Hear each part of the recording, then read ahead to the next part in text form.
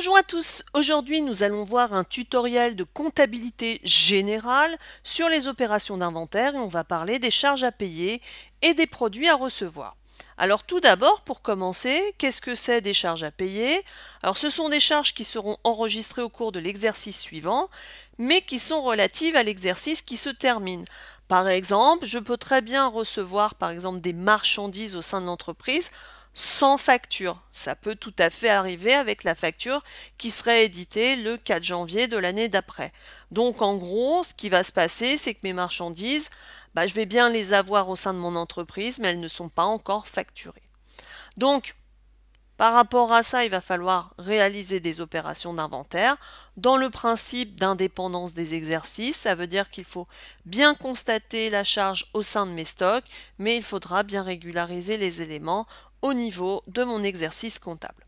Alors on y va avec un petit exemple parce que c'est toujours plus simple. On a une entreprise qui a reçu fin décembre une livraison de marchandises pour 3 000 € avec une TVA au taux normal et on nous dit que la facture ne sera adressée par le fournisseur qu'en janvier N.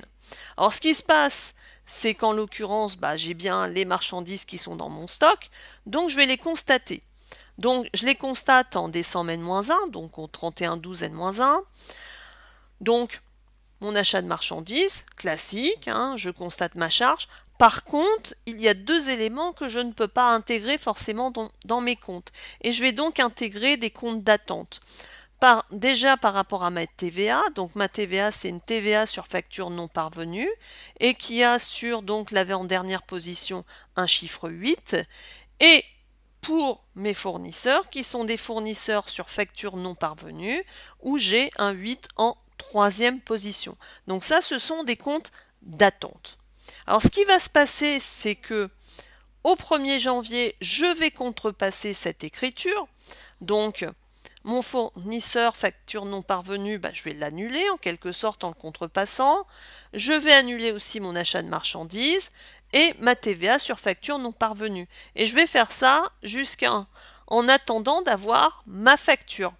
Alors, le jour où je reçois ma facture, c'est très simple, je passe une facture classique pour enregistrer mes différents éléments qui sont ma TVA déductible sur ABS et mon compte fournisseur. Donc voilà, tout simplement, c'est-à-dire qu'au niveau de l'inventaire, on va utiliser des comptes d'attente donc pour la TVA et pour le fournisseur. Alors pour la TVA, en 4e position, j'intègre un 8. Pour le fournisseur, c'est en 3e position. Alors, on peut continuer du coup avec les produits à recevoir. Donc, c'est exactement la même chose. Des produits qui seront enregistrés au cours de l'exercice suivant, mais qui sont relatifs à l'exercice qui se termine, c'est-à-dire que je peux faire une prestation, mais ne pas encore avoir établi une facture en fin d'exercice comptable. Donc pareil, c'est toujours le même système, c'est le principe d'indépendance des exercices, bien constater les charges ou les produits au moment où ils se réalisent. Donc, on va partir d'un exemple. Donc, on a livré des marchandises pour 6 600 €. Voilà. Et puis, la facture ne sera adressée au client qu'en janvier N. Alors, qu'est-ce qui se passe? On va enregistrer au 31-12 ma facture. Donc, vous voyez, en 3e position, j'ai toujours mon compte d'attente, mais là, pour les clients, donc un 418.1 client facture à établir pour le TTC. Ma vente de marchandises en compte classique, mon compte produit classique pour bien le constater dans mes stocks. Et ma TVA sur facture à établir, pareil, vous voyez, c'est normalement le 44 571. Là, j'ai mis un 8 en 4e position pour bien spécifier que mon compte de TVA est un compte de TVA d'attente. Parce que je ne peux pas enregistrer une facture si je ne l'ai pas. Au 31-12, qu'est-ce qui se passe? Je contrepasse l'écriture, tout simplement, donc j'annule ma vente de marchandises, la TVA sur facture à établir, et puis mon client sur facture à établir. À la réception de la facture, qu'est-ce qui va se passer? Eh bien, je vais passer classiquement ma facture, donc avec mon client classique maintenant, ma vente de marchandises et ma TVA collectée.